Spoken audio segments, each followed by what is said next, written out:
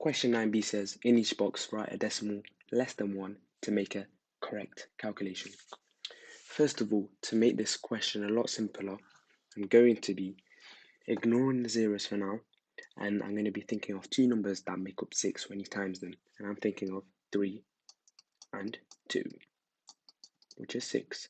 And then I'm going to be looking how many numbers there are after the decimal point. So there's 1, 2. And then if you divide 2 by 2, because there's 2 boxes, and then that would be 1. So that means I know there's going to be one number after the decimal point in each boxes. So this will be 0.3, and this will be 0.2. And it's also less than 1.